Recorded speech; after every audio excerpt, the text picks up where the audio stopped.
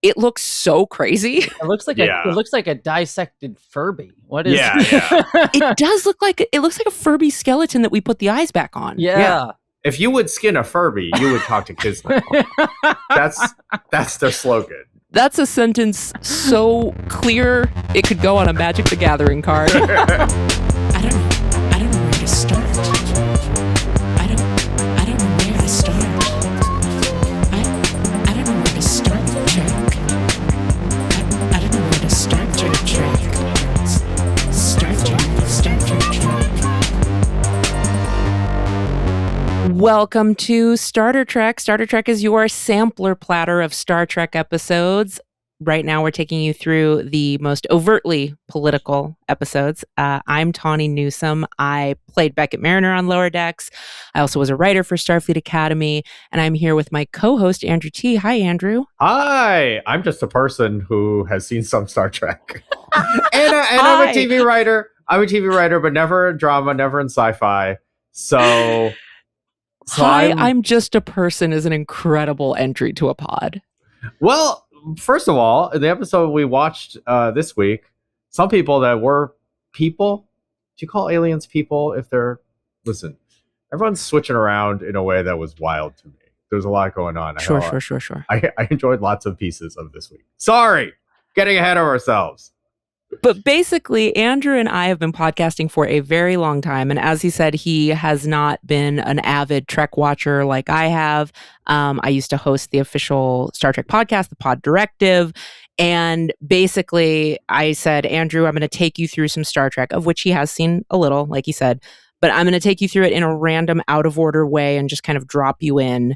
And we're gonna teach you some shit. So that's the format here. Yeah. And to help teach me some shit, Jesse Earl is here as our producer, co-host. I don't even know. I'm a person who has seen way too much Star Trek. Yeah, too many times. We run the gamut of how much too much Star Trek we've seen. Yeah. I've seen all of it several times, so that might be a problem. No, it's all really good. It's really good. We need you. So as I mentioned, Andrew and I have been podcasting for almost a decade, even though he doesn't like me saying it. And we have been independent podcasters for that whole time, pretty much. Yep. You can check out more of our shows at suboptimalpods.com, including old episodes of this very show.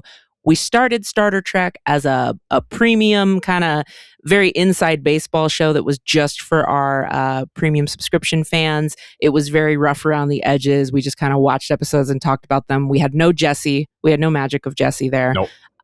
But we cover some great episodes and they are still great fun. So if you're interested in that, go to suboptimalpods.com. And I'm proud of us for getting through this introduction this week very, very quickly. Quick and efficient. Mainly because the next thing on the agenda, very important, Jesse put there, and this is where I get to alienate you, Tawny, which is lovely. Great. Tawny's a magic card now. Yeah. Tawny's a legendary creature. Oh, I didn't catch that. You're a legendary creature. You are a legendary creature. Yeah. What does any of this mean? You can only play one Beckett Mariner at a time. Yeah. Which makes sense. All the named characters, you can only play one at a time. Yeah. Okay, so this is Magic the Gathering. There are cards, and sometimes they have crossover episodes with other franchises, I guess? Yes, they've done Lord of the Rings, they did Doctor Who, and now they're doing Star Trek, which I'm super excited for. They have like a whole deck for like Voth, the like Jem'Hadari guy from Deep Space Nine gets his own whole deck in this set. I'm the guy from The Hunt or whatever, or The Pursuit or whatever. Yeah.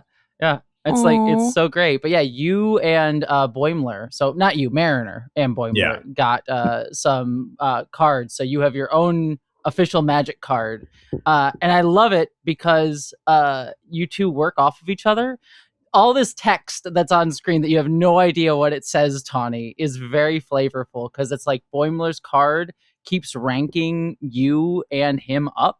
And then your character gets rid of all those ranks to use her power. So she just like, Boimler's trying to rank up and then you just knock them all away in one move. To accomplish something. Yeah. It's very Mariner. I can't decipher any of it because it's all like intra-game lingo. It's all game stuff. nouns or verbs. But Mike McMahon texted me and Jack, and I want to read his text because it was worded so funny. He said, "You guys are a magic card. Isn't that great? I like that I don't understand what Boimler's ability is, but if Mariner gets promoted, she hurts people." Yeah. Yes, yeah, that's basically it. That's pretty much, that's exactly what's happening here. But also, your character, just to put it in context, I think the classic, your character has the sort of power and stats that if you were to fight a grizzly bear, you would sort of be so fast and hit a grizzly bear so hard that it would die before touching you. Mm-hmm. So well, that's where I would reason with the grizzly bear using the powers of diplomacy, a la Captain Picard.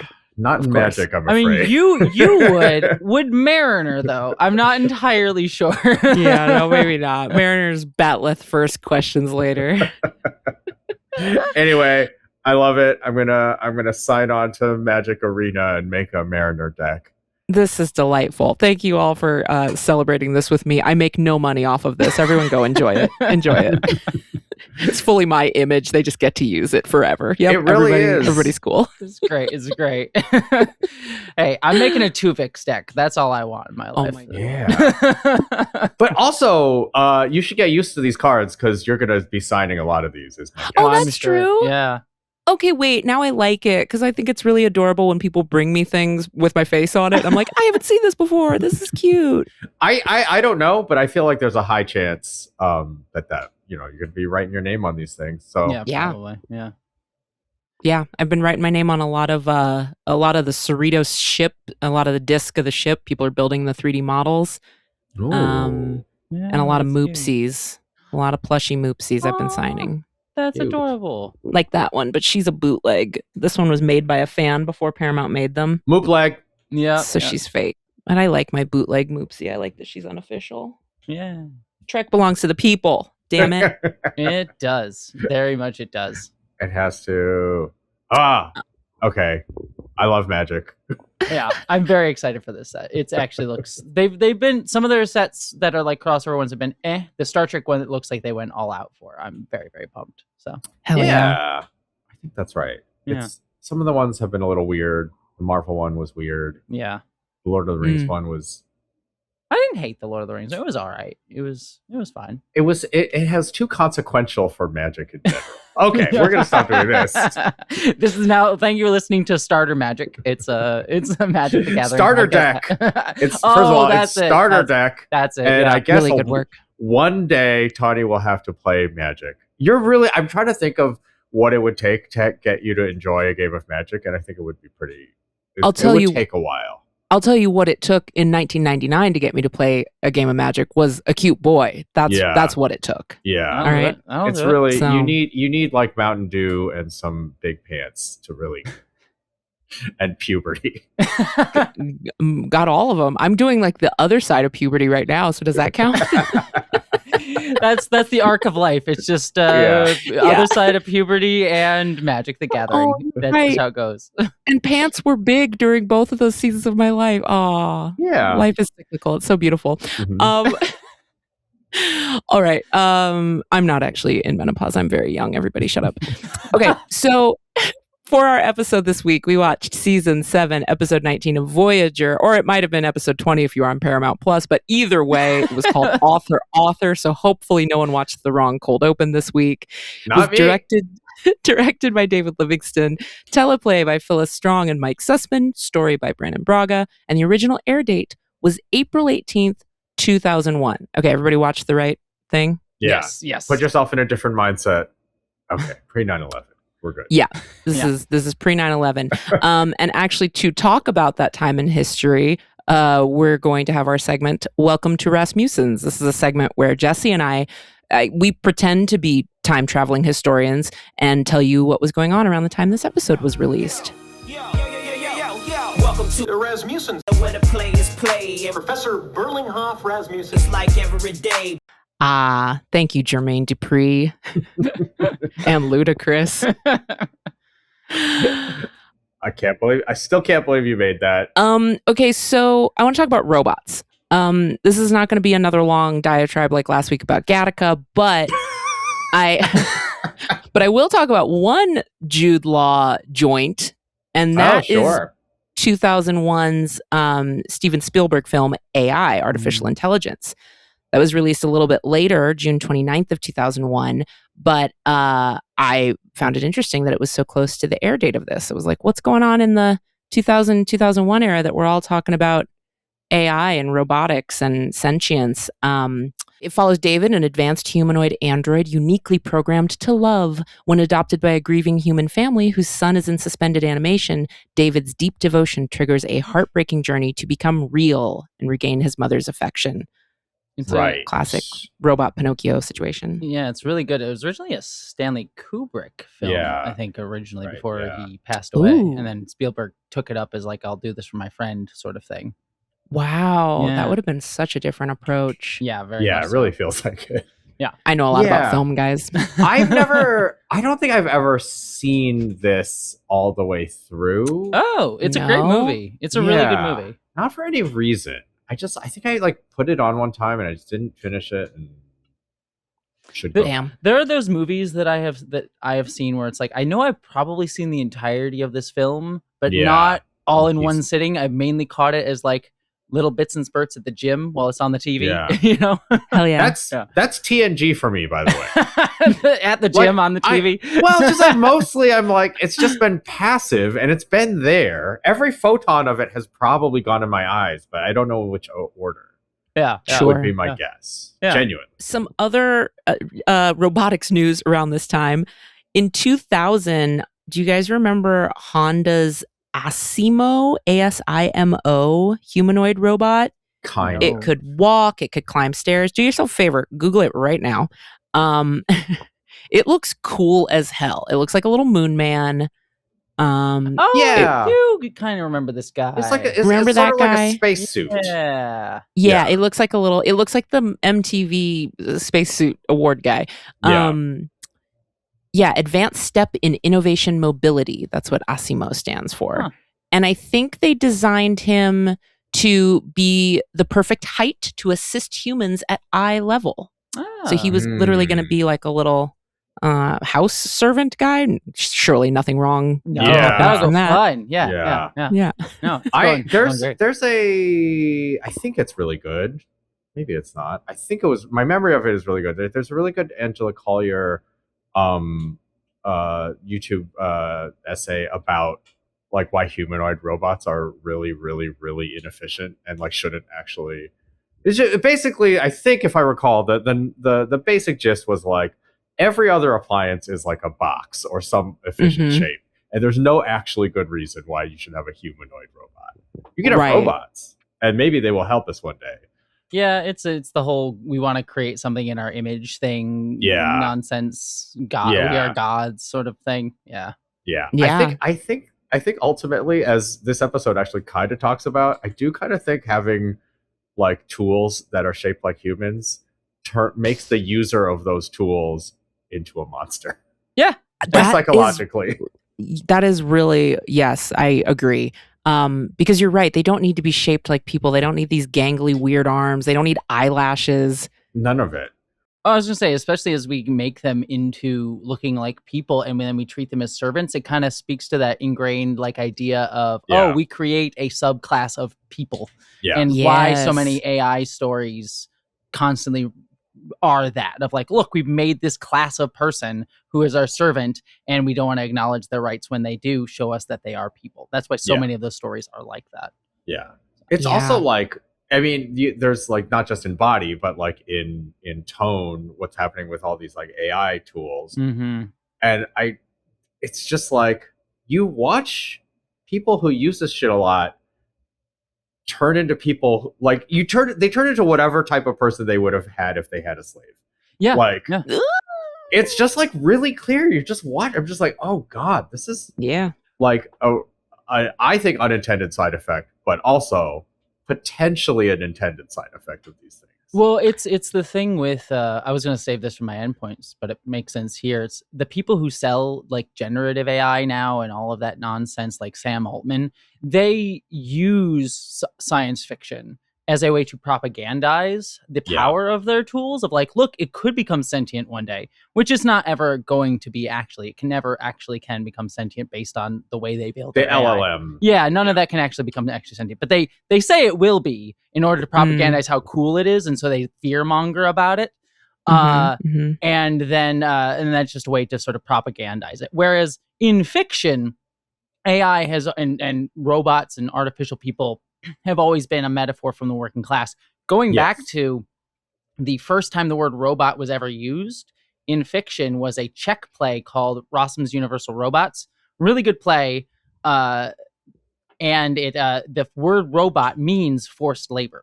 So like literally the word robot comes from like a working class analogy that means forced labor right from the start. I am now coalescing a Starter Trek bit where I want points anytime I can force Jesse to bring something out of out of my locker section earlier. If anytime we force her to cannibalize her segment by any point. Anytime you say something so prescient and observant. Yeah, I try to keep it contained, and then I'm like, well, I guess it makes sense. No, I think it's good. I sort of think. I hope this isn't like annoying for all the work you do. No, it just helps that like we're on the same page about this shit. We're thinking hopefully a lot of the same thoughts. It feels like, and some different ones. That's why it's a conversation. Yeah. No, that's not, it's never annoying at all. It's more just, I just want to make sure I'm not letting my neurodivergencies come into the pie. It's like, look, I'm going to give you my thesis statement on the world right now. Jesse, you know this as well as anyone. Every podcast is just as many different neurodivergencies battling for focus. For control. Battling for focus in the most polite, adorable way possible. It's very true. That's literally describes all of my podcasts. It's built in. It's in the fabric of what we do. Yeah. Speaking of, I thought it was interesting talking about how we keep making them in our image because we love enslaving things that look like us. Yikes. A few years before this episode came out in 1997, MIT and a roboticist named Cynthia Brazil created the Kismet robot. It was developed in the MIT Artificial Intelligence Laboratory, and Kismet was a social robot built to everyone, please go look up the Nightmare Fuel video of Kismet. No offense to Dr. Brazil, but this shit looks wild. It was a social robot built to recognize and simulate human emotions through facial expressions and vocal intonations.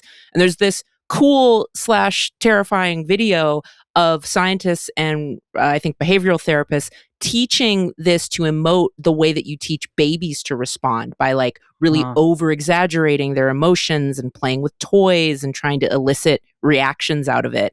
And it looks so crazy. It looks like a dissected Furby. What is it does look like it looks like a Furby skeleton that we put the eyes back on. Yeah. If you would skin a Furby, you would talk to Kismet. That's their slogan. That's a sentence so clear it could go on a Magic the Gathering card. I mean, it seems like it's from from a Furby horror movie. Yeah. And its next and only words are, "Please let me die." Right? Like that's what it looks like. I'm not saying that's what it's doing. But I'm just saying surely that's what's next. Right? I didn't ask to be created. Yeah. Jesus Christ. Oh my God. Oh God. Kismet's I will just say its misery. Every person making robots didn't think this through. No. Yeah, it was wild. Then we also had a robotic dog. Sony had Aibo, AIBO, the robotic dog, I think in around like 2001 or 2002. And then I also, for some reason, that made me go, when did they make the Roomba? Not really the same thing, but I was just like, this makes me think of the Roomba. When did we decide our vacuum cleaner needed to have agency? Yeah. Like we decided the vacuum cleaner should be free to make her own decisions around the house. And we gave her that in 2002. Also, Roombas are like all these bozos who are like, oh, I think my Claude instance is sentient. Like, we can make not a sphere, like a circle, like a small cylinder. Mm-hmm. We can give it personality. So I'm so sorry, but the like machine that like tells you you're a genius, you're gonna think it's sentient. Yeah. You're talking about, what was that, Richard? Was it Richard Dawkins? It was Richard Dawkins. Yeah, it was like, oh man, this chatbot really just says all these really smart things and how much he loves me. I think I have to throw out this motherfucker's biology books. Yeah, he's a bad man. Oh, his sexism is well known. In many places. Yeah, and so no wonder he treats the chatbot that he named a woman like an object. No, shocker. I don't hate Roombas, but what's the rest of that sentence? Yeah. I was like, I don't trust them. Wow. I mean, to be fair, they are mapping our homes for Amazon. Yeah. the data scraping. Yeah. Why they're casing the joint? Yeah. They really are. Just like not cleaning up that well. Sorry. Mm-hmm. No. You're fine. I was just gonna be dark. Just like Pokemon Go is used for like military satellites or whatever. Oh yeah. Pokemon Go is made by Palantir for sure. All right. That's not even a joke. That's true. Pokemon Go is just used for military stuff. It's great. Yeah. Jesus Christ. Well, everybody Pokemon Go to the polls and get these motherfuckers out of office. Yeah. I do say Pokemon Go to the polls once a week. Sometimes you'll catch it on a podcast, but it's one of my favorite things that's ever happened. / it's deeply embarrassing. I mean, that's like why we're living under fascism in some regards. Because Hillary Clinton said Pokemon Go to the polls. No, because she was the type of person who thought Pokemon Go to the polls might work. Yes. That's fair. Ooh. Oof. This guy real political real quick. I love it. Welcome to this show. What are we doing? We need to watch a Quark episode so I can talk about making different kinds of weird gin. Oh, don't worry, that's coming up. Right. Jesse, I'd love to hear your Rasmussen tidbit. Yeah, so a couple interesting notes. This was the 600th live action episode of Star Trek ever written. And also, just notably, this one was written by Mike Sussman, and the 700th live action episode of Star Trek was also written by Mike Sussman. So that's a cute little thing. And then this episode was based on a story by Brandon Braga, who at this point in Star Trek Voyager, because this is the final season of Voyager, season 7, he had been showrunner for like the last couple seasons of Voyager. He had left because he was burnt out on Voyager. He'd been doing Star Treks for like 10 years at this point. Yeah. And only got talked back into doing Enterprise after this. But he left this season, so they tried to write this episode, didn't have an ending to it. And so the whole courtroom drama stuff that comes in at the end of the episode was added in as this will be what our last act will be, but it wasn't from the story that Brandon Braga did. And their biggest worry, and I think understandably so, was that it would be similar to TNG's Measure of a Man, which had a very similar vibe to what it was doing with that episode. But they argued it's different enough that we can do it. So. I don't know if I've maybe heard this before, so I can't claim that I'm some genius, but when I rewatched it, because I'd largely forgotten this episode, I went, this was an episode they didn't have an ending for, and they slapped that on the end. Yep. And then I also went, didn't they just do a mini Measure of a Man? But I might have overheard that, and that might not have been my original thought, so let me not claim stolen valor. I mean, that is very much what happened, so regardless of whether you made it up or you heard it, it is true. So it's... Interesting. Yeah. I was a little bit that explains some of the tone stuff for me, because I mean, we'll get into it in literally a few minutes, but I was like, this went from I just thought there was a world where this was a hijinks episode. Yeah, because it is. The first half is like cool, fun and games. Yeah, we'll talk about it, but yes. I've written the phrase escalating diss tracks a couple times. So it's just like, I was like, is this what we're doing? Yeah, Paris and the Doctor are kind of Kendrick and Drake for a minute there with their hollow novels. Yeah. And I would have been fine with just that until it gets totally out of control. But that's so a comedy. Funny. That's a different thing. Amazing. Well, now, Andrew, I think we're ready to ramp right into your segment here. This is the main part of our show where we ask Andrew, what the hell does he think happened? Well, thankfully, I'm watching the right episode. Go back to watch our last episode to hear my misadventures with Paramount Plus. We are in the cold open. I just wrote down Hologram Genesis. That's sort of what's happening here. The doctor's just talking about what it's like coming into consciousness. My slight physics nitpick is, I think if you created a photon, as it says, I think it says like photons like appear.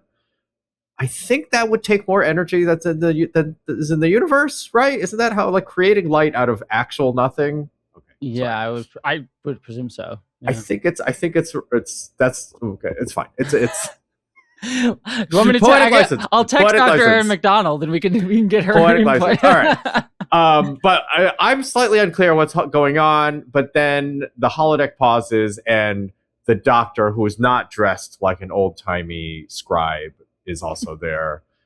So it was clear we were on the holodeck, but now we're clear at the end of the cold open that it was a hologram programming a holodeck, which I also have questions about later. Because what's that like? Like, that would be like us being in the flesh deck. And we could please never say that again. Hey, make stuff. Hey, I don't need to police your language, but you cannot say that couplet of words ever again. And the flesh deck is worse than flesh deck. Yeah. Now that's some Event Horizon nonsense. Oh, man. Oh, man. R.I.P. to Sam Neill. Yeah, I just rewatched it recently because of Sam Neill. Oh. Yeah. It's a good movie. It's a great movie. It's so scary. It's an odd tribute. I don't know. I thought about doing the same thing, and I was like, I can't. It would make me too heebie-jeebie. Okay, I'm sorry. We're back on track. Do that or the Mouth of Madness. So there you go. Yeah. All right, we are in the Voyager. They're doing something called Operation Watson. I didn't write down what most of this was, and thank God, because it didn't really matter to the story. As everyone listening and watching now should know, we are watching these episodes unbelievably out of order. So the next thing I wrote down is, okay, I guess they're back in contact with Starfleet. Yeah, I forgot that was a point of this episode. I forgot that this one came so late, and so I was like, "Oh, a lot has happened." Yeah, thankfully it's Voyager, so they don't remember half of it because it all got memory erased or whatever. But okay. Okay. Yeah, they've had periodic check-ins with Starfleet, but it's always super limited. Got it. Yeah. I like, none of that was confusing in context, but I was like, okay, sure, I can roll with this. All right, so they're back talking to Starfleet. They're on. The next thing we cut to is a very rough intergalactic Zoom call. They can only talk. Here are the rules that are established. They can only communicate with Starfleet and Voyager 11 minutes a day, bouncing tachyons off a data stream, off a singularity. I have written down, I should take the time now to say that this is still better than Spectrum Internet. Hell yeah. Shots fired, okay. Spectrum. So they are talking to, I just got cable or fiber. It's much better. Okay. They are talking to people that I realized who they were later, but in watching this the first time, I just wrote down Reg and the Admiral. Yeah, that's pretty much that's who they are. Have you ever seen Barclay before, Reginald Barclay? He looks familiar. He popped up in TNG. Yeah, okay. That's where he started. Yeah. And then he comes over here for a little bit. Yeah. I see. Okay. I couldn't tell. There was obviously, it was shot in a way that it was like, okay, this guy's important. Yeah. And then the Admiral is Paris's dad? Yes. Okay. Mm-hmm. Okay. I guess I got there eventually, but that was a little confusing. All right, we cut to, which is super important for this episode, frankly. Yeah, there was a lot of like stuff that I was like kind of like, oh, I'm trying to take notes because I don't understand what's happening here. And then once the episode like gets into the swing of things, I was like, oh, none of this shit mattered. Okay, fine. Yeah. So it's Reg and the Admiral. We cut to we're in the canteen. Neelix is divvying up comms rations at the mess hall. The doctor pulls, I think, the first one. I couldn't really tell, and it's not really consequential. But he pulls an early one. Basically, every member of Voyager gets 3 minutes to talk to Earth, which I do have later questions about that scheme a little bit. But yes, so most importantly, the doctor pulls the first one up. It's mentioned, I actually straight up didn't write these two people down, but everyone's like, oh, the doctor you're going to be talking to, of course you're going to be calling, I assume, his creator. The creator. Yeah. Who we've seen in previous episodes, who's also played by Rob Picardo. Yeah. Right, of course. Yeah. Of course, that makes sense. Okay. So, of course, you're going to be calling him. There's a little bit of a B story starts here about Harry wants to call his parents for his mom's birthday. Paris gives him his spot in the line. Sort of low stakes, to be honest. So we cut to the Doctor's call to Earth, and he is not calling his creator. Instead, he's on the phone with his agent. Hell yeah. Hollywood in person. This also got me to so much of this prior to the trial felt like someone, and I wasn't really clear what, but some writer in the room's very specific personal acts to be ground about an unscrupulous publisher or like something to that effect, because it just seemed very specific and just a lot of it was happening. It could be. The other runner for these phone calls to Earth, these Zooms to Earth, is that, and I sort of get it, that like 7 of 9 is like the switchboard operator, essentially. She's the one who's like keeping the tachyon beam flowing. Yeah. But it has the added effect of she's literally eavesdropping on every single crew person on Voyager's very valuable, very personal conversations. Yeah. This fits in with a thing, Andrew, that you point out all the time about Trek, about how there's no privacy. And I kind of don't even notice it anymore. But at nearly every podcast we do, you're pointing out how people can just like walk into each other's rooms, how every captain's log is done out loud in front of the whole crew. And like, talking about the crew. Yeah, talking about how they are about to die. Like there's this one I think is more notable than some of the other ones. You're just kind of like, okay, maybe it's a little ambiguous or maybe they're used to it.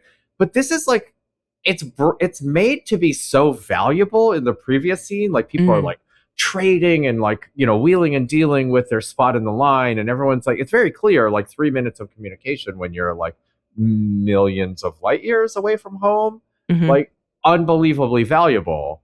However, then it's just like, I don't know, like get some soundproof headphones or like do it from outside in the hallway. Or anything. I'm just like, I just feel like 7 doesn't have to be there for literally every one of these, which she clearly is. As a TV writer, I'm envious of the ability with all of these shows, the permission they had to just do convenient overhears, because that's some of the hardest shit. To have characters who are supposed to know a thing, but you don't want to just constantly see people giving each other information all the time. You're always trying to construct ways to get people information. I'm like, man, in Trek, they could just have them stand in the same room and just listen. And they'll just say it. Call. Yeah. The other thing that happens here, which is we're just like struck the chord of like, this feels like a specific axe to grind, is so the Doctor's on the phone with his publisher, turns out, but sort of an agent publisher-y kind of thing, who wants to publish the Doctor's holo novel, which he was working on in the cold open. The Doctor wants time to make revisions. He's arguing for a deadline, you know, an extension on his deadline, and the guy doesn't want to give it to him before 7 cuts him off. Relatable. This happened to someone in the Voyager writers' room. Oh, almost certainly. Yeah. Oh, almost regularly, I'm sure. Yeah. Yeah, that's true. Right. They were dealing with probably this a lot, but I was just like, this is too much information for a normal TV writing or TV watching audience for this. Like, they don't need to know all this stuff. They don't need to know this feeling. It's very small. One of the things I do, just to note it here, because this is the last time it'll be overt, is I do like that throughout these first few scenes here, there's a bunch of subtle microaggressions against the Doctor that occur. There's like the crew automatically assumes he doesn't have anyone important to talk to. They have the agent literally says, "Oh, I almost forgot they were holograms," like belittling holograms as people. Right. And then also 7 cuts off the guy in the middle of the sentence, which she never does to anyone else. And she says, "Oh, I thought your ego didn't need any more stroking," kind of like belittling him again. There's a bunch of tiny microaggressions against him specifically because he's the Doctor, which is interesting. Yeah, it is interesting. I also thought, you know, it's played a little bit for laughs, or maybe it's not, but I think it speaks so much to how much his personhood and his value as an artist is so important to him that he does take this 3 minutes to call his agent. He's calling the conduit to getting his work validated, and his work directly ties to his worth and his like selfhood. So it is it's funny. It was funny to us and to me when I rewatched it, but then it's like, oh no, he is calling the equivalent of like something as important as a family member, because this is the guy that's going to make him matter. Yeah. Right. Like make his imprint on the galaxy. Yeah, and as we later see, is like something that extends beyond just his personhood too, that he sees as well. So right. Yeah. Okay, so where are we? The doctor goes into, I initially wrote down sick bay, but is it sick bay? I couldn't tell. And then I changed it to some room. He walks into a room with a bunch of shit in it that to find Paris working on something, that's what confused me. I was like, Paris is like fixing something, so is it engineering? I couldn't tell what was happening. Paris gets assigned as like at some point in the series, I forget when, is assigned as like a ad hoc nurse to help him out every once in a while. Okay, so it probably is sick bay then. Okay, that makes sense. And Doctor lets Paris know he was on the phone with his publisher. I didn't realize at this point that like Paris had sort of aspirations of being an author. And so I don't think I correctly read how Paris was supposed to feel about it. I think like I didn't realize that this was supposed to like create jealousy or the potential for jealousy anyway. Oh, interesting. I was just like, I don't understand what's happening in the scene. Yeah, Paris makes like lowbrow, like 1920s style sci-fi holodeck novels on the holodeck, as we've seen in previous episodes. And he name checks the Dixon Hill holo novels, which are Andrew. Anytime you've seen an episode of TNG where Picard is playing Dick Tracy, that's what that is. Hell yeah.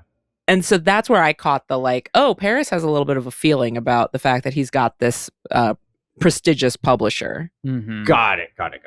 The real quick version is then the doctor sort of big times him about having this prestigious publisher.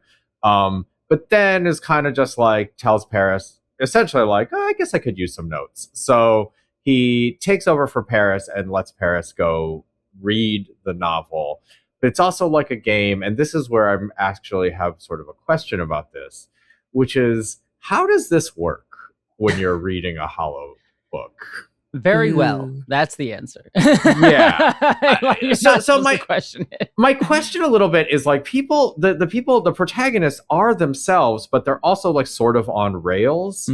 Like it doesn't seem like you can like, for instance, like not do the thing that you need to do to get to the next plot point. They don't explain this. They don't explain this in Voyager. They do in Lower Decks, I will say. There is an episode of Lower Decks where they do have a hologram program, and there is like an author who writes it, and it's kind of like a video game where you have a little bit of leeway, but there's a path you go on. If you go off track, it essentially, the computer just uses generative AI to make some nonsense, and it just becomes utter gibberish if you it's not making sense or working, but it's trying to guide you back to, it's very get to the checkpoint. This is once again my point to say to Tawny's face, I genuinely have watched every episode of Lower Decks, but I was very stoned when I was doing it. You are more surprised by every plot point that happens in Lower Decks, a show you've seen, than you are by plot points that happen in these shows that you maybe watched 30 years ago on a treadmill.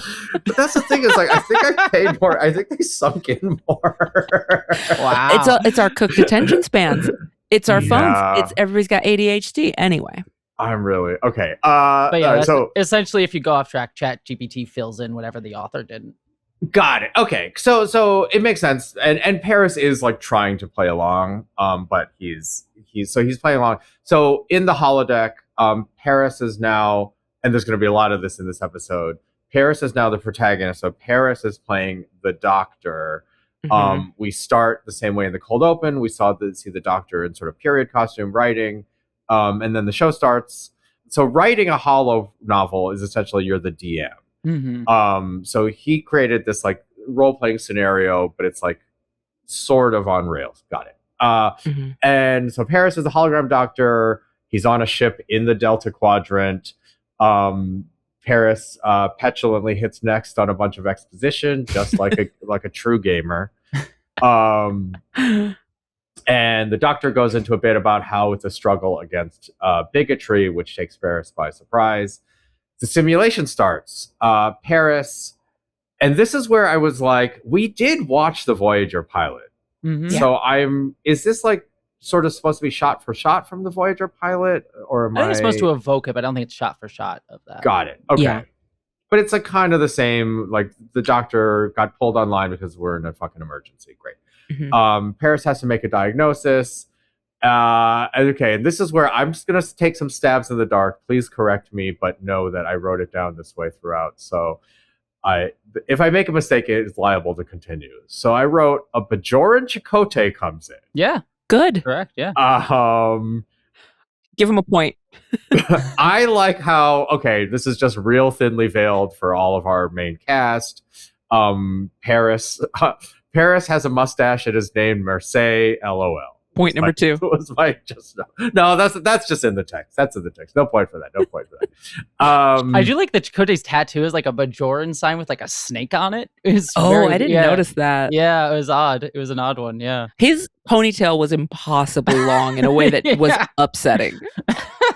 It started to feel like vaguely like I couldn't tell what the tone was supposed to be like. But I feel like it has to be a little silly because at least this part of the episode is silly. Mm-hmm. And it leads to another silly bit.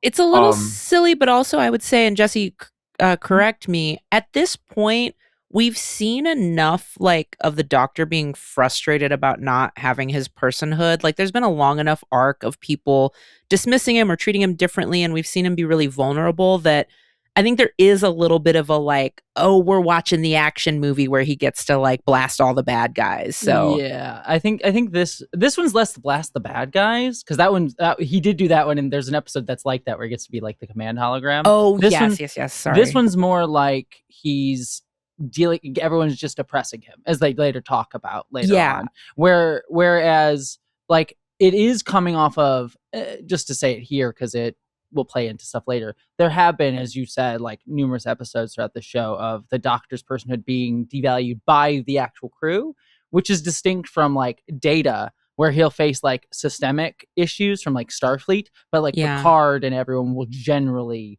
be like, I'm on Data's side. Whereas here, Janeway would be the ones like, you're not a real person, and he'll have to argue his point that he is.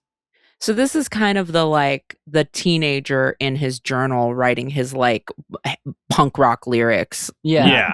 I was going to say it's his Hunger Games. He's like writing his Hunger Games sort of thing. Yeah. It's very it's just like how and it is the comedic point. But I was just like, okay, they're supposed to be a little goofy, and it's supposed to feel almost like the characters in other cosplay, essentially. Mm-hmm. Mm-hmm. Okay. Evil Janeway comes in, I forget her name, and asks him to violate his ethics. And then there's sort of like a triage situation where there's a more wounded crew member, but like the evil Paris needs to be on the helm, and Janeway just kills the more wounded crew member. End Act 1, sort of dun dun dun, but it's so arch that it's like, what is happening here? Yeah. What was her name? Wasn't it like Kate Street or something? Yeah, I'll just call her Painway. Painway. That's what that is. Bizarro Janeway. Okay. So that's End Act 1. We're in Act 2. Paris is in the bar talking shit about the Holo program with Torres and Kim. Hell yeah. This is just that Euphoria meme of, wait, is this play about us? Yeah. Paris is upset. Torres and Kim suggests he's jealous that his friend got published. And then he's like, all right, if you think I'm jealous, you go try it yourself. And so now we get like not quite a montage, but a sequence of various crew members trying various points of this ultimately hilarious play or novel. So we start with Torres. Evil Paris comes in, and they do kind of like a slapstick bit about how in the Holo novel version of the mobile emitter, it's like a humongous raver backpack. Yeah. It's like a jetpack. My favorite moment in that is when he comes in and she clearly is like very attracted to the mustache. Like, ooh, this is nice. Oh, right. And here's the other thing that I missed is they're a couple now with a kid on the way. Yes. Okay. Oh yeah. Sorry. Welcome to it. I was just like that got really far, but I was like, okay, that's fine. It's all fine. The doctor version of real Torres gets sent down to engineering, where human Tori is real mean and just like abusive, sends Klingon Torres back to sick bay, where it turns out Mercedes just wanted to get the doctor out of the sick bay so he could cheat on his wife, who now I know is Tori from the engineering. Okay, everything's fine. This is a very easy episode. We've given you all like the double episodes of like characters playing not themselves. I know. I don't mind. I'm just trying to keep it clear. Okay, so now we skip to Neelix. He's playing the next chapter. Evil Janeway is mad that the doctor's been using his like allocated memory for music and whatnot. Orders Tulak to delete these subroutines, and so these are presumably the doctor's been adding to his basic like first aid kit style memory and just like adding to himself as a person. Okay, that makes sense. And we know it's evil Tuvok because he has a goatee, as all evil Vulcans get. Yeah, a little mirrorverse goatee. I did not clock that, but that makes sense. Okay, goatee classic. If you see a Vulcan with a goatee, you run. You are in the wrong universe. I've seen Spock with a goatee, so that makes sense. Oh boy, you were in for some shit. I thought this was really interesting. The whole Janeway, like you're using the allocated stuff for the arts rather than for the practical thing you were designed for. It very much echoed like how we're gutting the arts in schools and how we're not valuing it because we want people to just be little productivity capitalism monsters and not learn to play the violin. Yeah, don't have any critical thinking skills. Just be useful. Yeah. Or not useful. Or ask a thing that tells you the wrong thing and just copy it down. Yeah. Just listen to a lying robot and then do things wrong. Let dissected Furby tell you how to feel emotions. I do like how Janeway also just straight up has. Does she always have like a pistol? Is that part of her memorabilia in regular Voyager? No. Okay. I love the question. Does Janeway always have a pistol? Well, it's like an old timey pistol. Yeah. I mean, she has does she have like a wall of pistols though? In the like not her in the like hologram evil version? Janeway. Yeah. Captains have trinkets. What can I say? All captains have a wall of trinkets. And it's like for a Starfleet officer, it's an antique. I get it, but it is like, okay, she's got a gat. That's fine.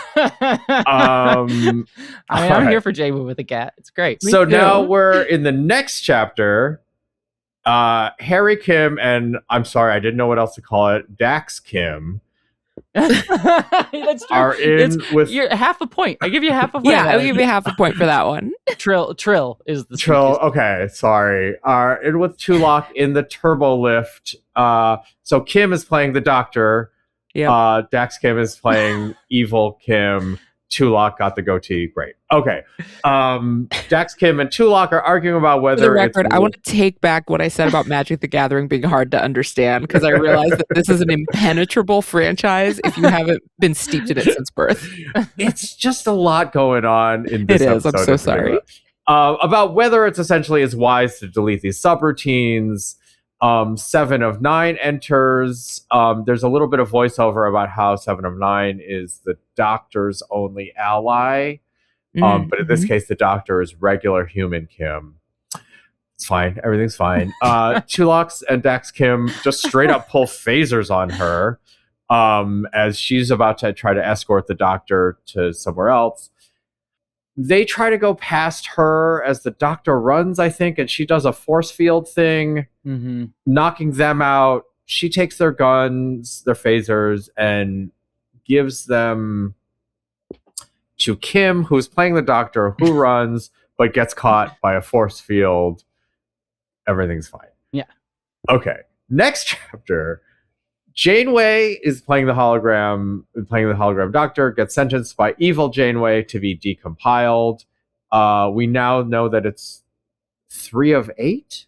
Yeah, 3 of 8 is 3 of 8 is her name. Yeah, 3 of 8, not as 7 or 9, defends him, and gives a speech. This is a little bit where the tone got a little wonky for me, where essentially gives the what the real life doctor's big speech is, which makes sense. It's at the climax of this novel, about how he deserves rights. And evil Janeway, the villain, sort of like hears it, is unmoved, decompiles him anyway. And Janeway, regular Janeway, is now, having read the entire holo novel, back in the raw down to the studs holodeck, where she gets a final talk from the doctor in period costume. I'm almost at the end. Okay. About what the point of this was, about how he hopes people understand the strength of, or the struggle of being a hologram in a world of organics. Yeah. End Act 1. This is why a picture is worth 1,000 words. None of this is difficult on screen. I have to say. Yeah. It's very clear on screen. And you're right. I agree with you that this is where the tone definitely shifts and takes some big swings. Mm-hmm. But it also is the heart and soul of the episode for me. Yes. And so I'm of two minds with this episode, where like the first half, like you said, is a hijinks episode and is competing diss tracks, which you're about to get to. And I love that about it. And I want an episode of just that. I And kind of then do too. Yeah. there's this beautiful heart about this oppressed being and how he yearns to break free and breathe free. And I kind of want a whole episode that's just that. So I think sometimes I get wonky with it because I'm like, oh, I feel like they shoved two things together, which in Jesse's Rasmussen, she told us that they did. Yeah. So. We end Act 2 on the big lesson. Which the other thing with this was, I thought the other version of this episode was that this arc of like them being and interacting and being moved by the holo novel was going to be the entire episode. So the fact that this ends in Act 2, like probably 25-ish minutes in or so, was a little like, I genuinely at this point was like, I have actually no idea how the rest of this episode is. One thing about Star Trek, especially Voyager, the structure gonna keep you guessing. More this though than others. I will say I have been able to at least mostly surmise the direction. Remember Threshold? Remember Threshold when you thought it for sure had to be a two-parter because there's no way they radio this in? I was panicking when the slugs showed up. Or the salamander showed up. Because I was like, fuck. It's like fucking midnight. I very clearly misread the instructions, and I very clearly have to watch one more hour of television. And then it just stopped. And I was done. like, this is unbelievable.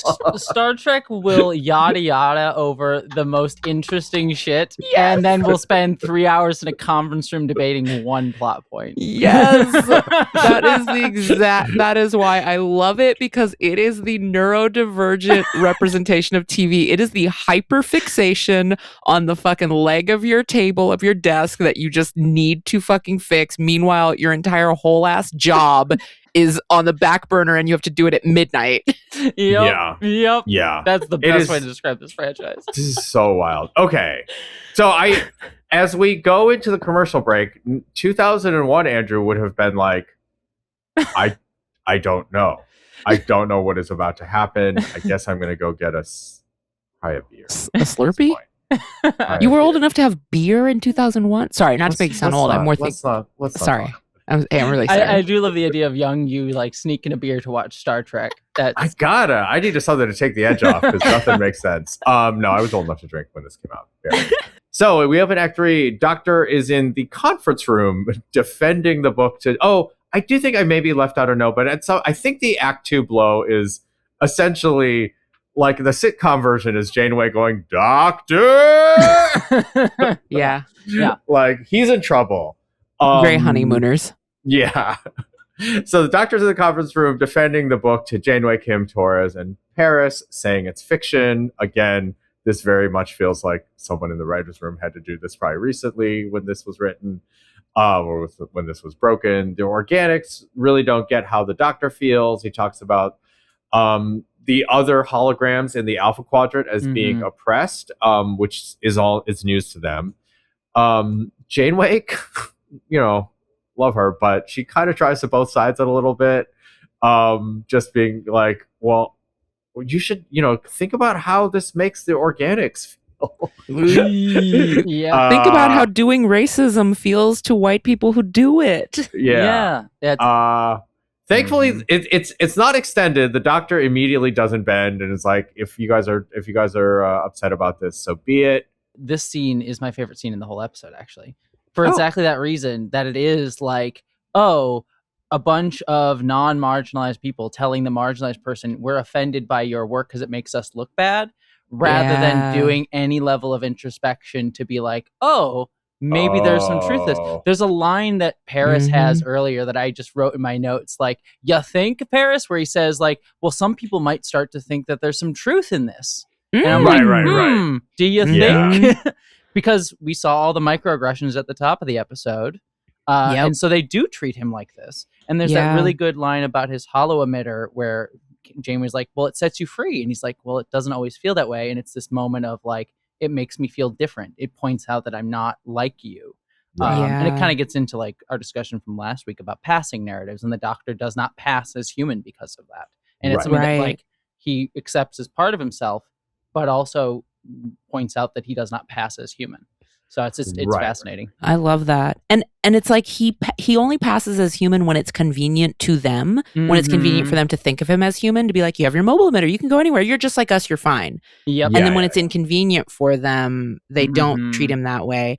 And I love that you pointed that out, because I was feeling like, this feels very familiar when like the non-marginalized people are more upset at the ruffles calling out the oppression is going to cause than they are at the oppression that the art is highlighting. Yes. How backwards are your priorities that you're like, this might make people upset, or this might make people think bad of us, as opposed to, holy shit, this is happening, I'm so sorry. Yeah, it's a common dynamic where I think there's a phrase, I might butcher the phrase, but it's like some white people are more afraid of being called racist than being racist. And the same applies to many marginalized experiences as well. So I will say, so the thing that's like a little, to me, unfortunately wonky about this part of it, which is I don't have like a pitch for like how you would do it like more cleanly, but because some of the stuff they object to is like a gross exaggeration that's sort of unrelated to the I guess it's mostly when Janeway murders. Well, you haven't seen all of Voyager. I was about to say, because there's one line here that the doctor says, well, as far as you know, you haven't murdered one of my crew, but the way the way he plays it is like, there's some gray area on whether that happened or not. Okay. Hey, everybody, the engagement bait incoming. Feel free to fight in the comments about whether Janeway is a murderer. Enjoy. And the fans who know already know what we're talking about. Whoever monitors the comments, I'm so sorry. That would be me. So I'll be fine. It's fun. Okay. I didn't realize some of these were like a little more right, because I guess it's like Paris's reputation as a cad is true also in this boat. Yes. Right. Yeah, the first episode she went and got him from prison. He's a jailbird. Right. Okay. All right. There's this whole thing of like the Delaney sisters who he wants to have sex with in like the first season of the show, in a very creepy storyline. Yeah.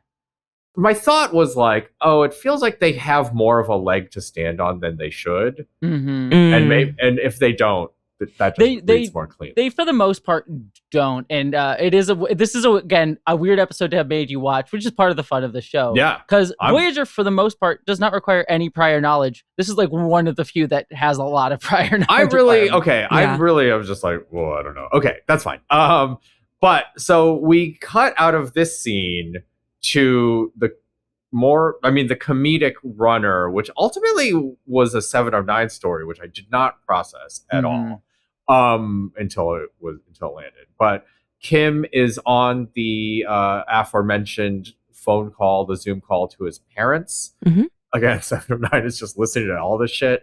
And I kind of forgot, and I didn't know, it didn't really matter for this episode, but I didn't realize like there's sort of an air of like the Voyager crew are like sort of celebrities. Yeah. Well, yeah, because they're like marooned. They've been gone so long. Everybody in Starfleet knows that they're, Right. I guess it would be like if that, not to make a morbid joke, but like if that like Malaysian plane that disappeared just landed all of a sudden. You'd be like, what the fuck? Yeah. Where were you guys? You're all famous now. Yeah. We want to know what happened. Got it. Okay, that's fine. So he's a celebrity. We do a bit. I did not look at the writing staff, but I'm just going to, you know what? It was the 2000s. I don't know how many Asian people were in the staff. I'm going to go with 1.5 as the max. As an average, I think you're going high. It might be 0. It's listen. I get that it's often 0, but sometimes in those 90s sci-fi rooms there was 1. Wait until you hear the story about Kim's last name. Yeah. Oh yes, this one I have heard. Yeah. But okay, so they're doing a pushy Asian parents bit, which, you know, whatever. It's not the worst execution It's not great. I've ever seen. Yeah. And the call, so they're just like, oh, we're gonna write a letter to Janeway, and he's been kind of lying about it's truly just like, you should be a doctor. It gets cut off early. 7 of 9 is like, it's all right, you can talk to them later in 2 months, and he's then condescending to her, because he's like, well, there's no one you would want to talk to because you're a Borg. One thing I will note in this sequence that I do like, I don't love the pushy Asian parents bit, but there's a line that the parents have of like, when are you going to get promoted? Which refers to a running gag it was a gag with amongst fans that became a gag on the show of he never gets promoted on the show. He's always an ensign. Because ensign is like first rank out of college. Yes, right? And he's been it for 7 years. And it's a joke in the fandom of Forever Ensign that he's always an ensign. But it became a joke on the show. But it is thematically relevant in that he too is also being kind of belittled by Janeway, even though his parents are like, you're valued on this ship. People love you. Janeway loves you. And he's not really. And it kind of ties into the stuff with the Doctor a little bit. So. Got it. Yeah, everyone's taking their pain out on everyone else. This whole episode is kind of like beware the moderate, beware the white moderate, you know? Yeah, exactly. Okay, so we go into a doctor's log, which I know I've seen before, but it kind of gets me every time. Despite having been asked by everyone to not publish his book about them, he's still sending it in. He goes in for final revisions to work on his play or his book, but now it's basically it's been overwritten by Paris. So Paris is now in the holodeck. Paris made a version about how annoying the Doctor is. And guys, real creepy too in that one. Ugh. Yeah. So now we go into a version where the Doctor is playing Paris in a caricatured version where the evil Doctor is sort of just doing like a Dean Martin kind of like rapey kind of vibe. Now we've renamed 7 of 9 to be 1 of 3 or 2 of 3. I couldn't remember which. There's a joke diminishing her, but it's like arch on top of arch, so it's like very hard for me to understand what is supposed to be funny anymore. I mean, I would have just gone for 6 of 9. That would have been the funnier gag, but right. Personally, I would have gone for 6 of 7 because I'm very young. That's right. That's right. You love that. Anyway, we essentially do a date kind of drug kind of vibe on 7 of 9. Tough stuff. Yeah. And thankfully, we get out of this comedic bit. The real doctor, finds Paris in the hall and confronts him about both deleting his work and the sort of slander. And now this is where they have the opportunity to turn this into a rap battle. And they choose not to take it. In some ways, probably for the best, but this is where I thought it was going to go. Okay, so the Doctor then says he's worried about his... So this is a little bit where they kind of land a both sides thing, if I'm remembering correctly. Oh, the scene goes on too long, in my opinion. It goes on like a beat too long and ends in a weird place for me. Because it almost... Yeah. Okay, so because the Doctor's like, oh, I don't want this to get out, and Paris gets to do a see how it feels. But then there's a little bit about like Paris is like, okay, I'm not really upset about, my reputation. I'm upset about I'm upset that this is how you see me. So, as far as like getting it, Like, Yeah. he incrementally takes a step in the right direction. That's how we end Act 3. My only note with this scene is that, like, the point of, like, it goes too far is I like that the doctor, because Tom throws at the doctor, you just care about your ego. And he says, no, I care about more. And the implication is I care about this book getting out because it'll mean something to the holograms who are facing oppression. Oh, So right. it's like, this is art that I'm making not for my own ego, but to say something meaningful to me and to others like me, to marginalize people. And I loved that beat. And then it goes a little too far, because then the scene still goes where Paris says, oh, well, you should think about me in this. And the doctor seems to take that on board of like, I feel bad. And the episode kind of both sides it too. And that's where, okay. Yeah. Well, because this was very affirmative action 90s, where it was like the worst thing you could do as a black person was make white people feel uncomfortable about the thing they did unto you. Yeah. Yep. Okay. It's like if the episode scene had ended one beat sooner, I think it would have been great. More power. Yeah. Yeah. 15 years later, we would have ended it one beat sooner. Yeah, exactly. We can get in the Betamax editing. Yeah. Okay. The Digi-Beta edit bay. Yeah. My first order of business is remastering Deep Space Nine, but I'll get right on the editing Betamax to even more wokeify Voyager. We're in Act 4. The doctor's in the lab. That on my to-do list. He's I'm gonna add rainbow pride flags on all on board the ship everywhere. Yeah. How do we do it? Beautiful. Yeah. Neelix enters. He's got, so this is also where things get a little wonky, because there is like the sort of third, like the 8.5 story of like everyone is also really excited to learn that the doctor's like got a very prestigious publishing contact. So like that story kind of gets serviced here a little bit too, where Neelix is like, I've got a book proposal that, like, if you like it, would you like slide this to your publisher? Which is a little just like, again, I mean, I get it, but like I just feel like maybe there's one too many stories that are, again, personal axes to grind. Hot. This is my hot take. I don't know if there's any proof of this, but the book he's trying to sell, the Neelix cookbook, actually exists. I own it and was out at the time of this, so I half wonder if they're like doing a little like, look, this is a merchandising. Yeah. I don't know if that was actually the intention, but that I think I have it in the other room. I should have brought it out, but the Neelix cookbook does actually exist. It feels like I'll be asking the appropriate people that question if that was the intended goal. Okay. That makes sense. I mean, it feels like one of those things that's like, oh, someone should pitch a book, and then they're like, well, we got this cookbook out. Like, let's do it. Why not? It doesn't have to be sinister for product placement to happen. Yeah, it's true. Okay. True. Yeah. I will say a little bit. This is my axe to grind, which is that like, and it was the, written almost in the 90s, came out in the 2000s. So how could they know? But it is a little wild that in a universe of like very perfect digital transmission that publishers exist. Yeah. Yeah. Like, why does this man have power? You don't need his like money to print a bunch of books and take that risk on. You don't need him to add, like, what the fuck does this guy actually do? Yeah, they don't even sell books either. No. I guess all it would be like they give an imprint of like legitimizing agency. Like if you get published by these people, it means your book's good. That's good. Yeah. Yeah. Well, we talk a lot about how in a post-capitalist future, the only currency is reputation and cred, and kind of like who vouches for you. Mm-hmm. But we do learn that Neelix loves the novel. He suggests that everyone else is jealous. He tells the doctor, it's so funny because he comes in and is like, I loved it. It's perfect. I do have a massive pitch for you.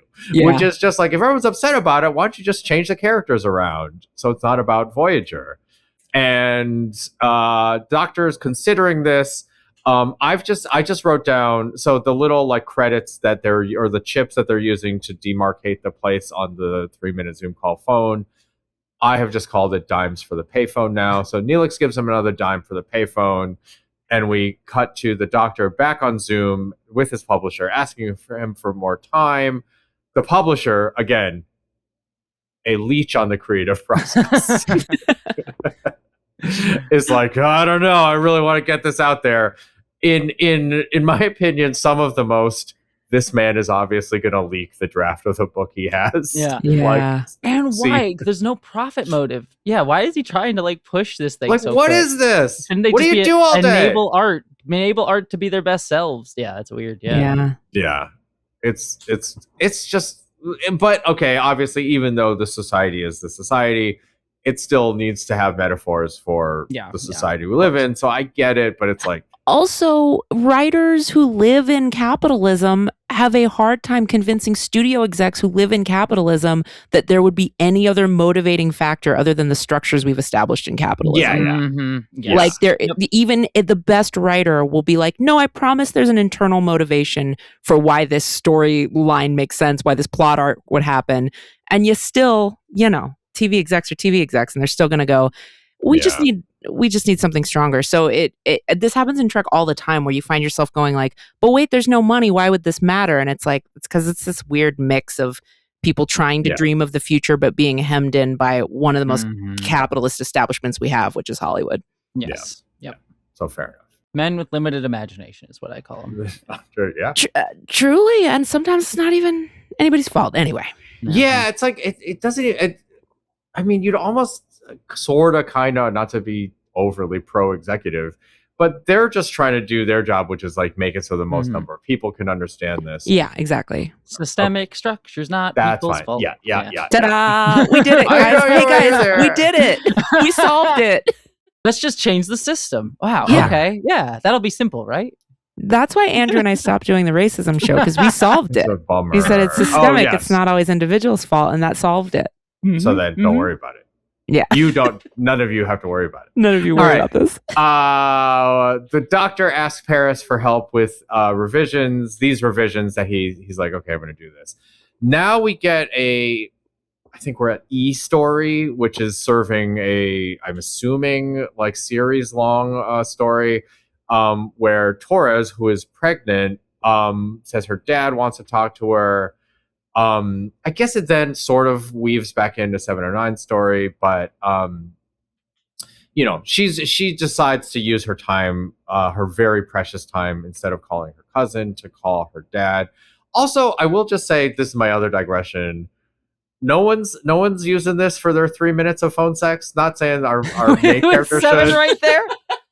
Well, clearly you don't care. I'm just saying no one's calling their their horny ass hookup. They didn't think they were going to be gone for fucking ever. There's someone you want to have phone sex with. That's a really good point. Yeah, somebody should have been using it for their horny FaceTime with their stern dom in the corner.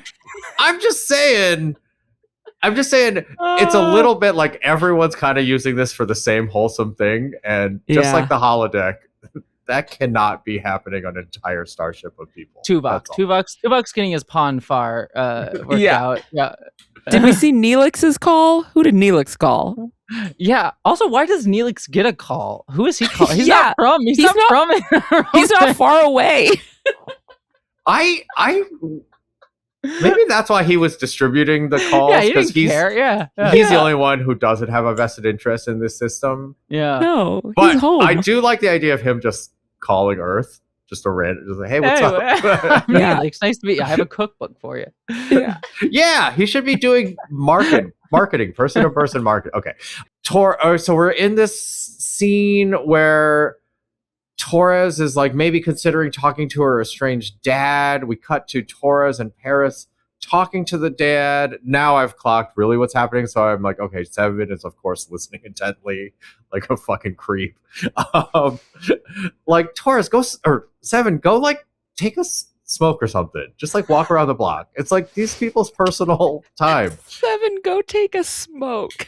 Just like do something. Torres and her dad take the first step towards reconciling. This hits 7. We are on an Earth scene, which is not something unless the whole episode takes place on Earth. To me, this is very rare, but Reg comes in to see Admiral Paris. Reg, of course, has the novel, because of course it got fucking leaked. This is right. Oh, wait, the Admiral's Paris's dad. Okay, whatever. He's mad about the novel.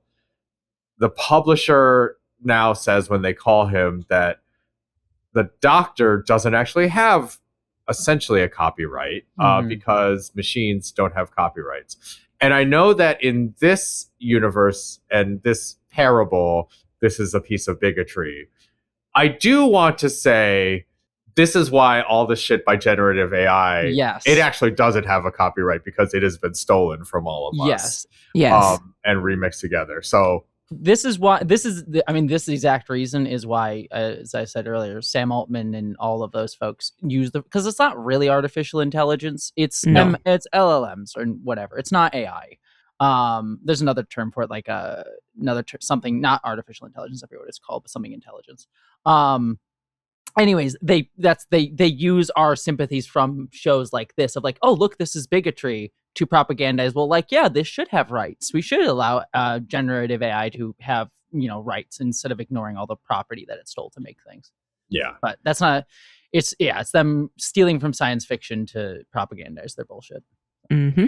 That's what they do. That's actually their main product and their secondary product. Because you know what I haven't seen from motherfucking Claude is 7 seasons of a beautiful arc where it learns to feel and love and raises several families. I haven't seen that from fucking Chat GPT, okay? But I have from the doctor because he's sentient. It's different. Yeah, it's also a person. All right. Let's see. So we end Act 4 on this where I am like, actually factually no idea. I was like checking the time because I was like, is this the end maybe, or like what's gonna happen, or where could we possibly, I was like, it basically, to my mind, I was like, this cannot be the end of Act 4. It can be the midpoint or it can be near the end, but like one whole act of television has to happen and I do not have any fucking clue where it's gonna go.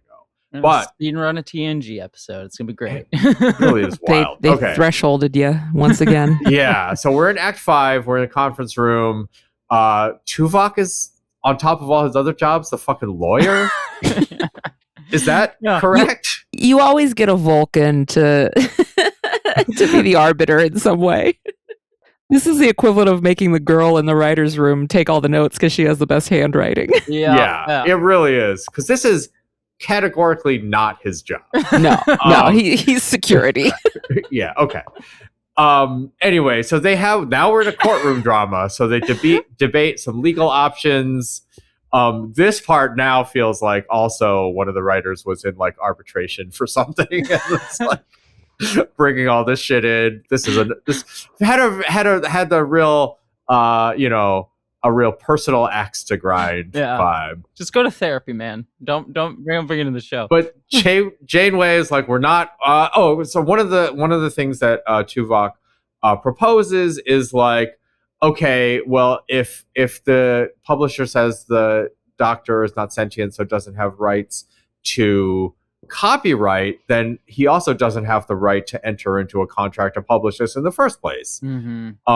So like, I mean, look, on the ChatGPT level, I think they should, this is dehumanizing to the doctor, but it's like, then I think you say this belongs to the Voyager's computer. Yeah. Or this belongs to Janeway as like the owner of our Starfleet, maybe would be the other way to go about it. It also makes me wonder too. This is a long conversation we don't get into. It makes me think about like, what is copyright law in the Star Trek world, because copyright is about protecting property and usually is in profit. And usually in favor of like, studios or big publishers, and rarely useful to the actual writer quite often.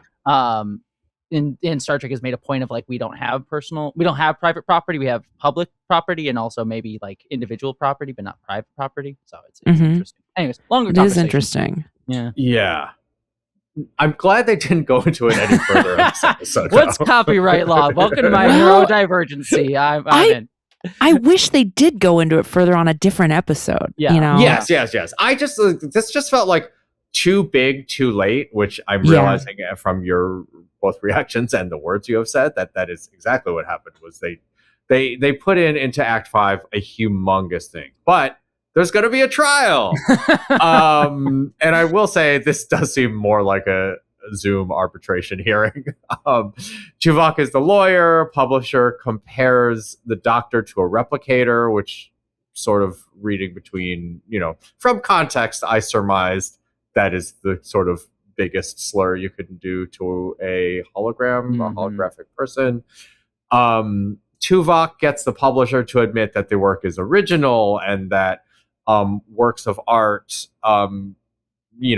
this is a generated work of art, but then the Starfleet or Federation bylaw, and also I'm realizing as I'm talking to y'all now, I don't totally know the difference between Starfleet and the Federation, but Federation is the overriding like government structure. Starfleet is this for lack of a better term, like the military arm of but it, not. but not military. It's like military, but not.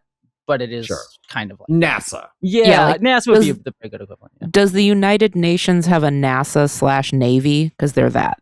Yeah. Right. It's just NASA with guns. That's fine.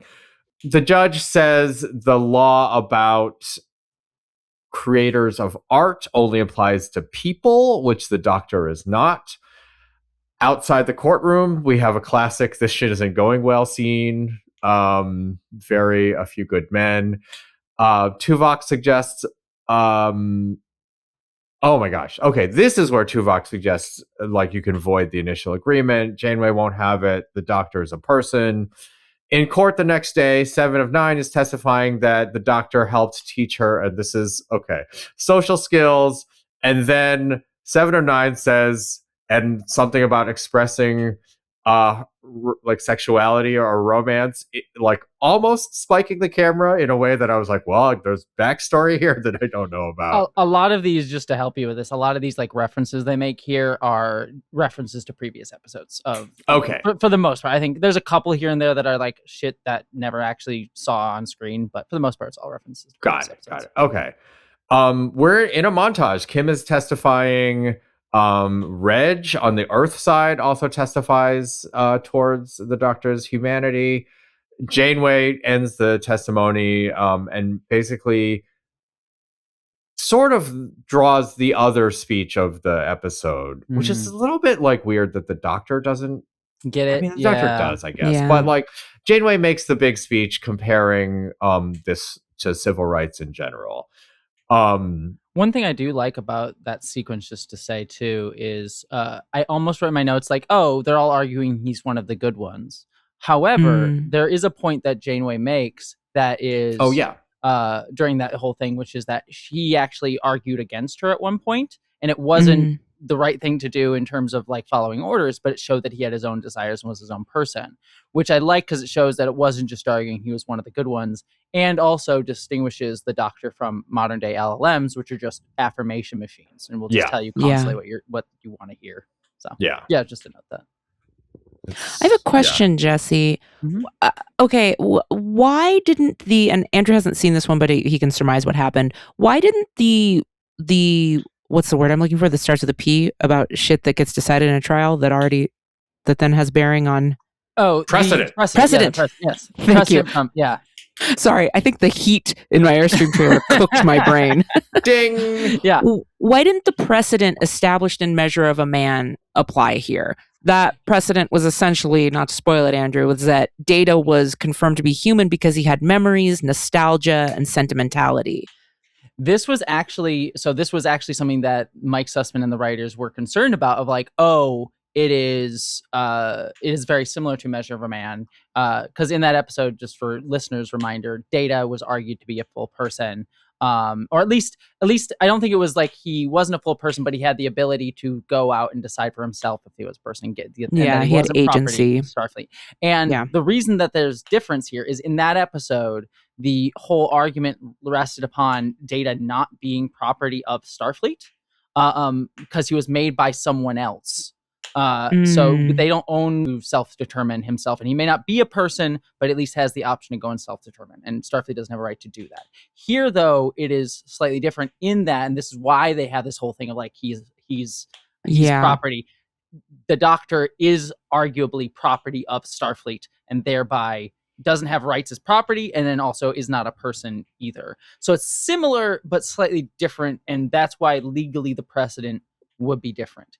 Hashtag not a real lawyer. Hopefully that makes sense. No, that was a good explanation.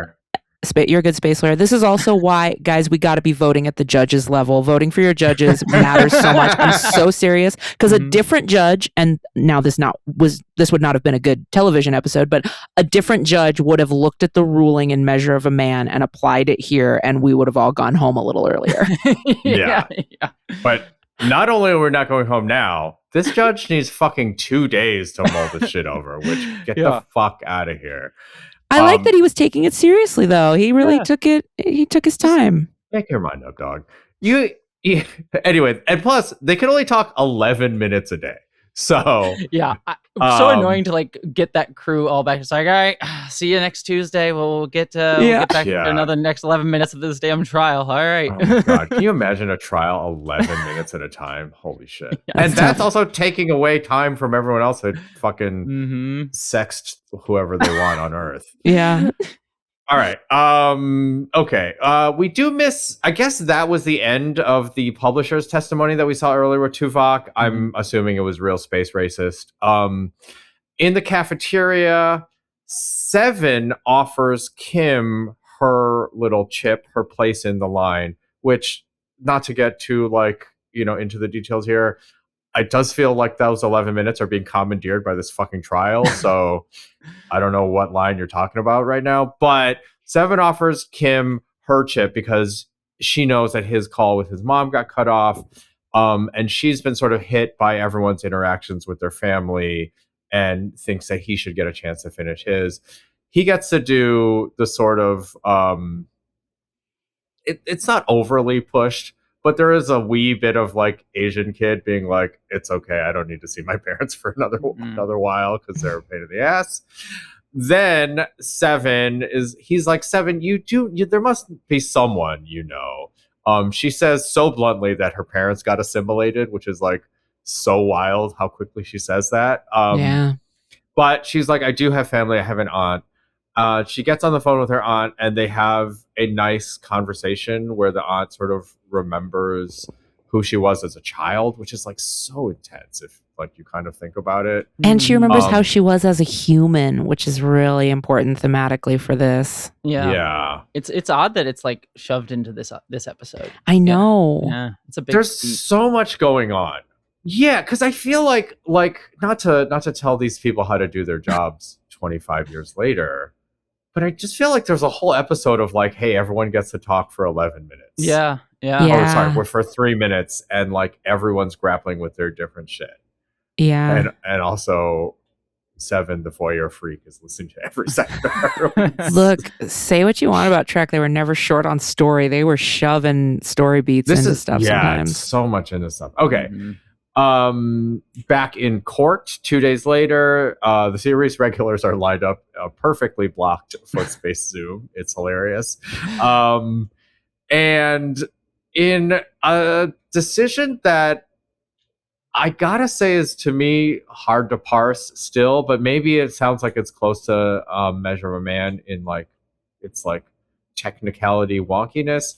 The court does not give the Doctor full rights as a person, but does give him full rights as an artist, which once again feels like the type of thing that a writer would be like, hey, if I could only pick one, I'd take the latter. We know that artists aren't people. It's fine. No. Yeah, or like, but it's sort of satisfying in a way. Maybe, I guess it's a little bit. I'm not really sure. I know how we're supposed to feel. I'm not sure how I actually feel.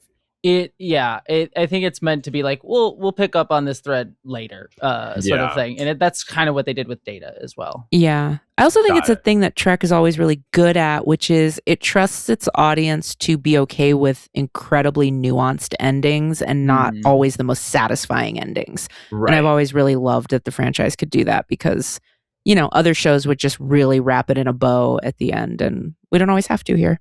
Yeah. And one thing too with this as well is it's not stated perfectly, but we see at the end of this episode that the holograms are used as slave labor, quite literally. So presumably a ruling here in which they would give personhood to the Doctor would then confer personhood onto them, which would then upend a whole labor system that they have going, which would then upend a whole segment of the Federation economy, for the lack of a better word. And that's usually how so many systems keep power. It's like, well, if we give them rights, our whole economy will go out. We can't do that. So it's not the line is not directly drawn here, but it is implied. It's kind of interesting. Yeah. There's a little like, I'm realizing now, like, you're an artist but not a person is like a little like 3/5 compromisey. Like, like you're something when we need you to be. You are still defined by what you produce and what you create, because person doesn't tell us anything about how you contribute. Yeah. So interesting. But that is the episode. I was ultimately, I just think, very confused. You did great. You did really good. Yeah. It was hard. You did great. There was a lot. I forgot about how much like people showing up in a black wig and a long ponytail was going to be a little jarring for you who haven't gotten used to the crew normal. So yeah. It's a lot. It was a lot going on. Okay, well, I do like that last scene too. We forgot to mention that where it turns out he wrote like. It turns out the doctor's story became, I guess, a manifesto for the holograms. Yes, Karl Marx. I know in like a I guess less optimistic series. Like this is the genesis of like the hologram uprising. I mean, it's in not to call out your show, Tawny, but it kind of gets implied in Starfleet Academy. It kind of gets picked up. Yeah. There's kind of a big jump in between those two shows, so there's implied stuff happened in the interim that may have been the hologram uprising. We don't know, but it gets picked up as like holograms' feelings about organics in that show. Yeah. I've talked about this before, but there was a storyline that we ran out of space and time for early in season 1 about Sam interfacing with the holo guides at the school, which are clearly not meant to be sentient. They're not quote unquote the same as her, but she was having real strong feelings about how they were being treated, how students would speak to these holo guides that, as far as she was concerned, were like physically, in heavy air quotes, were no different from her. And I loved that, exploring that so much. But like this episode, we didn't have time for that big of an idea. Yeah. It's a cool idea. I like it a lot.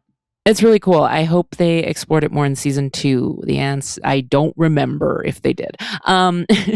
All right. So rating the episode, I'm going to give this, for me, because I like both parts of the episode and I just want them to be separate episodes. I think they each kind of half diminishes the other side, simply because you don't always know how to read certain moments. But the more we talk about it and the more I talk about it with people like Jesse who know Voyager so well, I love it even more. And I remember that Trek is fucking tonally weird. So I'm going to give it 3.5 out of 5 long Chakotay braids. I love that. I'm gonna do 3 minutes out of 11, but not like 11. 3 minutes out of 5 on the. Well, all you're allowed to have is 3 minutes out of the 11, so that's kind of 100% mark on the sex line to Earth. Yeah. And I'll give it 3.5 hollow emitter jetpacks out of 5. Big. They're out of 4, I should say. I'll give it 4 out of 5 because I really do love this episode quite a lot as a culmination of the Doctor's art, and I personally relate to it as a marginalized artist quite a lot too. Yeah. Well, this seems like a perfect time to segue into Jesse's Logs supplemental if we haven't stolen everything that you wanted to say earlier. No? So, Jesse, here is your little thumb drive isolinear chip giving you 3 minutes to call down to Earth and tell us what you want about the episode. Yeah, I'll just say what I love about this episode is how much I relate to the Doctor. This is an episode about how marginalized creators are often like denigrated, insulted, and looked down upon. Quite often, there's that whole sequence where Paris, we didn't really get into it, like makes fun of the Doctor and says like, well, I'm just as oppressed as you are. And you'll so often see that as like, we'll say like white cis straight people being like, oh, this art with queer people in it or black people in it, well, they're hurting me, they're harming me. It's really, this is, woke nonsense. And it's just the insulting of marginalized art and how marginalized people don't even get to own their art. And there's quite often taken by copyright holders and often erased, as we see by some studios today, literally erasing creators' art off of streaming services, or like putting it behind, like saying, oh, we're not going to have trans art or certain art on TV anymore. And it makes me realize, this is the thing that I've come to realize very recently. In fact, actually watching Starfleet Academy, is when I was younger, I related a lot to Data because he was autistic coded, and I related a lot to that. But now that I am older and have come out as trans and have experienced being more overtly marginalized than I was when I was not seen as trans, even though I was always trans but was not treated as such, I relate actually a lot more to the Doctor, because Data is always uplifted by his crew members. They're always like, we'll make you a full person because you kind of flatter us by wanting to be like us. Be like us white people, and we'll make you like us. And the Doctor is much more fighting for his own self-determination of like, see me as I am, in a way that grates against the usefulness that the crew have for him. And as a result, he faces much more friction than Data does. And I relate to that actually a hell of a lot more as I'm older and have faced more overt marginalization. So it's just an interesting, like, oh, I've changed who I relate more to as I've gotten older, in a very fascinating way. That is so well said, how you're, as a marginalized person in a polite white society, your treatment is conditional to your behavior. Yes, very much so. Yeah. Sure. Yeah. Right. Very well said. Data is one of the good ones. Yeah. Yeah. Data, that's, yep. And Laura is not. Yeah. Look, what we're not going to do, what we're not going to have is a soundbite of anyone calling Data an Uncle Tom. That's not what we're going to do on this podcast, Starter Trek. We would never. I think that's all we have for this episode. I think we crushed it. I think this is a great suggestion. Thank you, Jesse, for the suggestion. Yeah. So next week we will be watching Enterprise. The episode is called Stigma, season 2, episode 14. We hope everybody just really, check the cold opens before you dive too deep. Whatever Paramount Plus says it is, whatever they say it is. It's because the pilots are always 2-parters and it throws everything on, Oh, right. That makes sense. Yeah. But who knows? Archivist's Nightmare. It is. An Archivist's Nightmare is my holo novel I'm going to write. And it's all about a flustered librarian who nobody respects. Just trying to count how many episodes there are. Yeah. I don't know. Everybody leave me alone. That is it for our show this week. Oh, if you made it this far, watch us on YouTube, I guess next week, because you already heard this, but we're on YouTube. And so go watch. Yeah, go back, rewatch, but watch it on mute because you already heard all the words. Maybe play the audio on your podcast app, but watch the video on mute. Actually, for engagement and for downloads, we do need you to do that. That's not a joke. See if you could get them to sync up. Yeah. If you can get them to sync up, you win a prize. Yeah. Okay, thank you so much. Tell your friends about us. We love you. Goodbye. Live long, prosper. Goodbye.